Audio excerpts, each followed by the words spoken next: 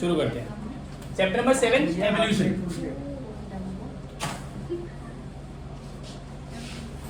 Evolution, अब what is evolution? Evolution का मतलब होता है it is a sequence of gradual changes, it is a sequence of gradual changes from simple life to complex life forms. सबसे पहले simpler life forms आए और बाद में उसके कॉम्प्लेक्स लाइफ फॉर्म्स आए।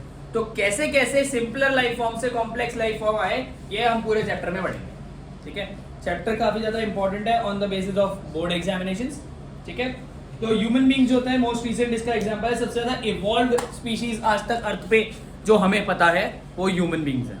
ठीक है, हम लोगों ने ऑब्वियसली बहुत चीजें बना दी, बहुत अलग अलग चीजें हमने इन्वेंट कर दी। क्यों कर दी? क्योंकि हम इवॉल्व हो गए। बाकी सारे जानवरों ने क्या करा कि खुद को इवॉल्व किया। खुद को इवॉल्व किया मतलब अपनी बॉडी को इवॉल्व किया सिर्फ क्लाइमेटिक कंडीशंस और लोगों से बचने के लिए। हमने खुद को इवॉल्व करा नहीं करा, हमारी फिजिकलिटी में इवॉल्व नहीं करा, बट हमारी मेंटल उसमें हमने काफी इवॉल्व करा। और इस वजह से हमने ऐसी ऐसी चीजें बना दी जो हमें बाकी सब जानवरों से बहुत आगे ले गई।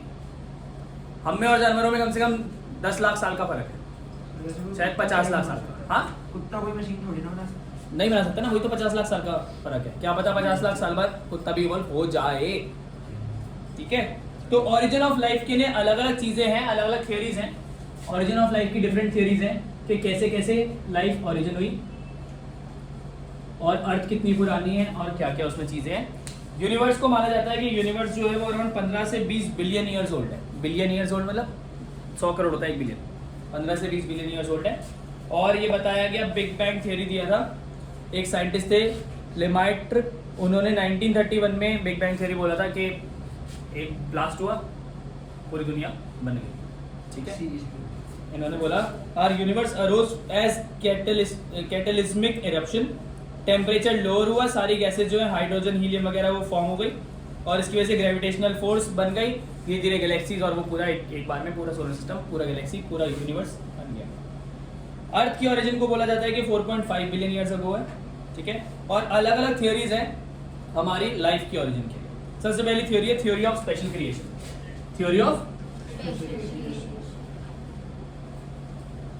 स्पेशल क्रिएशन बोलती है कि जो अर्थ है वो 4000 ईयर्स ओल्ड है, मतलब सॉरी अर्थ नहीं, ह्यूमन बीइंग 4000 ईयर्स ओल्ड है और सब कोई चीज जो बनाई है वो गॉड ने बनाई है। ठीक है, और गॉड ने हर चीज को एक जगह से प्लेस किया है। इवन ये भी बोलती है कि गॉड ने जो ह्यूमंस हैं उनको पहले से इवॉल्व बनाया और सब चीजों को उनके अंडर बनाया, क्योंकि ह्यूमन जो है उन गॉड ने अपने स्ट्रक्चर में बनाया। बाकी सारी स्पीशीज को गॉड ने जस्ट अलग चीज बनाई, बट ह्यूमंस को गॉड ने अपने स्ट्रक्चर बनाया। इसलिए humans have more brain, they have more things to think and whatever. ठीक है, ये थ्योरी में सबसे एक बड़ी प्रॉब्लम है कि ये बताता है कि अर्थ लाइफ जो है सिर्फ 4000 साल पुरानी, 5000 मान लो। और दूसरी सबसे बड़ी प्रॉब्लम है कि एवोल्यूशन को ये बिल्कुल ही नेग्लेक्ट कर देती है, क्योंकि बोलती है कि जो स्पीशीज अभी जैसे है वैसे की वैसे ही बनी थी उस टाइम पे, बट हम बोल रहे हैं कि नहीं एवोल्यूशन हो रहा है। तो इस थ्योरी को साइंटिस्ट लोग नहीं मानते। ठीक है, बाकी जो इंसान बिलीवर है वो मानेगा। ठीक है, अगली थ्योरी है theory of panspermia. Theory of panspermia,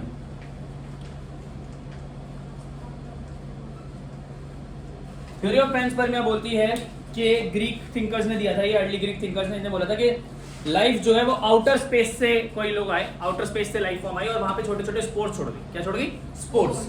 और ये स्पोर्स आगे जाके ग्रो कर गए और ग्रो करने के बाद लिविंग फॉर्म में डेवलप हो गए। ठीक है, आउटर स्पेस से आए थे, स्पोर्स आए थे। स्पोर्स या पैनस्पर्मिया बोलते हैं उस चीज को। तो वो चीज आउटर स्पेस से आई और आप यहाँ पे आके रह गई। तीसरी है थ्योरी ऑफ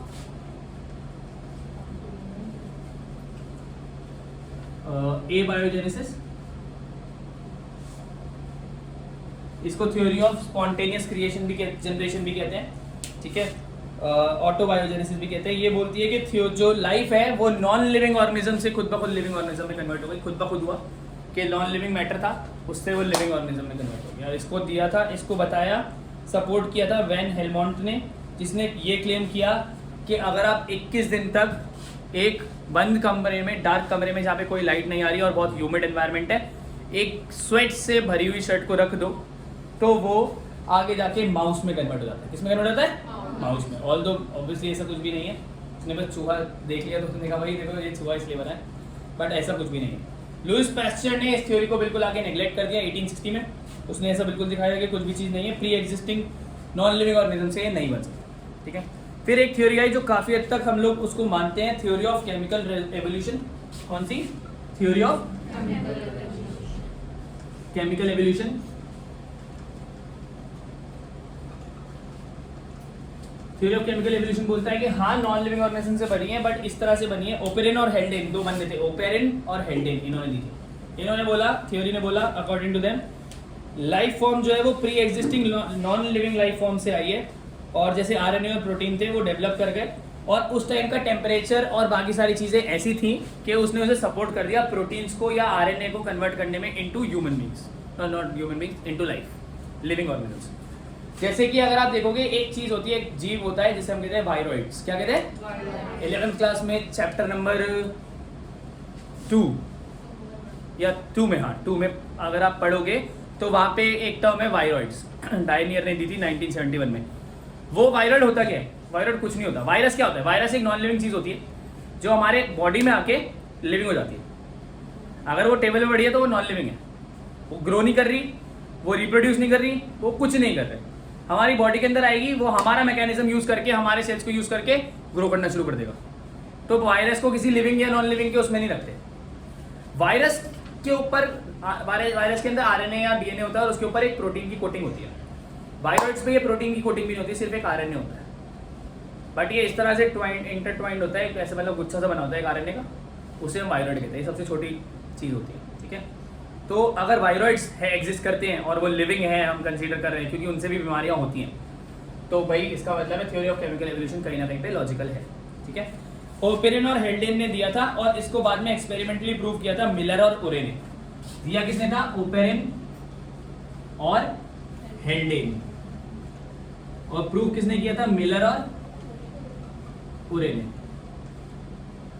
इन्होंने 1953 में इसको प्रूव कर दिया था, और ये इसने और पहले दी होगी, ठीक है। इन्होंने क्या करा, एक पूरा एक्सपेरिमेंट करा, और वहां पे उन्होंने वैसी कंडीशंस रखी जो इन्होंने लेट किया कि हाँ भाई उस टाइम पे अर्थ की ऐसी कंडीशंस हुआ करती होंगी।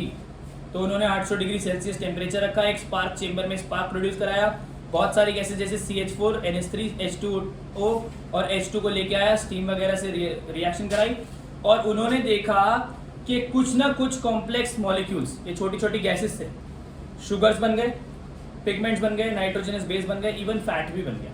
उन्होंने कहा हाँ अगर ये सब बन रहा है इन चीज़ों से, तो ऐसा हो सकता है कि नॉन लिविंग लाइफ फॉर्म भी बन गया हो किसी ना किसी तरह से, ठीक है। बट इस थ्योरी को भी बाद में प्रॉपर्ली पूरा नहीं माना गया। सबसे ज़्यादा एक्सेप्टेड है, वाइडली एक्सेप्टेड है, पूरा नहीं माना गया क्योंकि ऑब्वियसली इसका कोई प्रूफ नहीं था। लिविंग तो इन्होंने भी नहीं कर पाए, तो ये भी आखिर में खत्म ही। फिर आते हैं, अब हमें कैसे पता चलता है कि भैया पक्का पक्का आपके पास एवोल्यूशन हो ही रहा है, ठीक है। एवोल्यूशन है या नहीं, एक मिनट। हाँ, तो एविडेंसेस होते हैं एवोल्यूशन के। सबसे पहले एविडेंस होते हैं पैलियोंटोलॉजिकल एविडेंसेस। पैलियोंटोलॉजिकल एविडेंसेस क्या होता है? Palaeontology is the study of fossils, is the study of fossils. तो पैलियोंटोलॉजी में क्या करते हैं?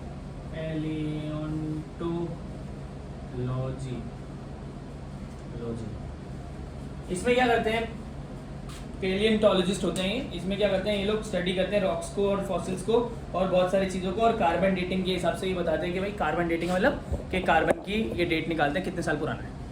उस चीज़ को पूरा मशीनरी यूज़ करके बताते हैं, एक रफ एस्टिमेशन लगाते हैं कि इतने साल पुरानी ये चीज़ है।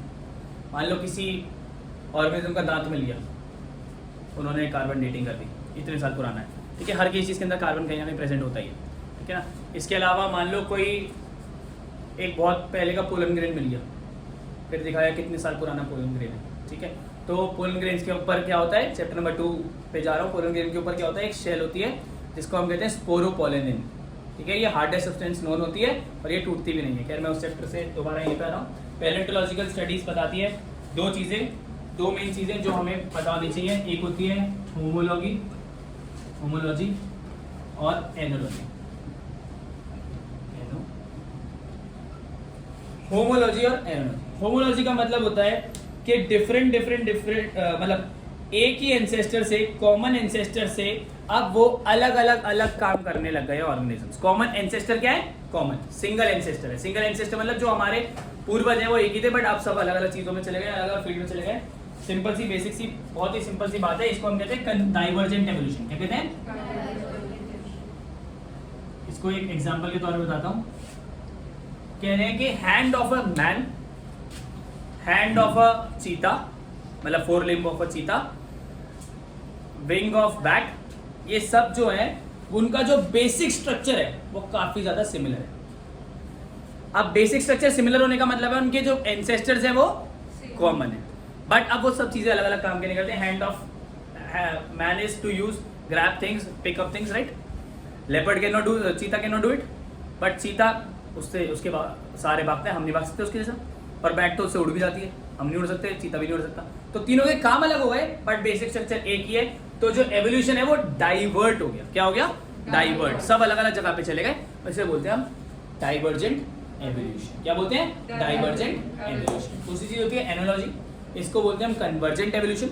यहाँ पे बोल रहे हैं कि चाहे सबका बेसिक स्ट्रक्चर अलग है बट अब काम सब एक ही जैसे कर रहे हैं, जैसे कि wings of butterfly, feather of birds और विंग्स ऑफ बैट, तीनों में बिल्कुल अलग स्ट्रक्चर है। बैट का जो विंग होता है वो बिल्कुल ह्यूमन के विंग को सिमिलैरिटी करता है। बर्ड कैसे उड़ती है? बर्ड के विंग में एक ऐसी चीज होती है, बाकी यहाँ पे सारा फेदर होता है, वो फेदर की वजह से उड़ता है। और बटरफ्लाई में तो हड्डी होती ही नहीं। तीनों का बेसिक स्ट्रक्चर बिल्कुल अलग है बट उनका काम एक है। तो जब काम एक हो जाए बट स्ट्रक्चर अलग अलग है तो एनालॉजी, इन्हें हम कहते हैं एनालॉगस ऑर्गन्स। और जब स्ट्रक्चर एक हो बट काम अलग अलग हो जाए उसे बोलते हैं होमोलोगस। डाइवर्जेंट, कन्वर्जेंट बहुत ध्यान से आपको याद रखना है, ठीक है। तो इस चीज से हमने डाइवर्जेंट और कन्वर्जेंट एवोल्यूशन देखा। फिर और भी कुछ एविडेंसेस थे। एक तो ये एविडेंसेस थे पैलियोंटोलॉजिकल, ठीक है। इसके अलावा एविडेंसेस जो थे वो थे आपके अडैप्टिव रेडिएशन। क्या? Adaptive radiation.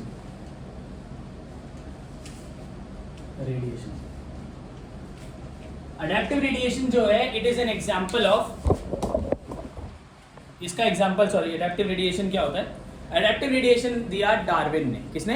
डार्विन ने, चार्ल्स डार्विन ने। जब वो अपने एक सफर पे निकला हुआ था और वो एक आइलैंड पे गया जिसका नाम था गैलापागोस आइलैंड। कौन सा आइलैंड?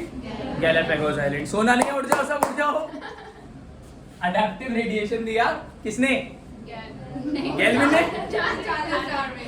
चार्ल्स डार्विन, ठीक है। डार्विन ने दिया। कहाँ पे गया था वो? Galapagos island.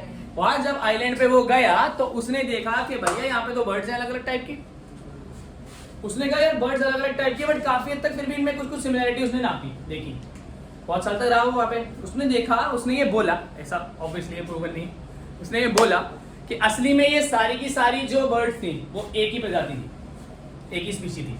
बट क्योंकि जब उनकी तादाद बढ़ी और जगह कम रह गई तो उन्होंने अडेप्ट कर लिया अपने आप को इस तरह से कि अब वो अलग अलग अलग चीजें करते हैं।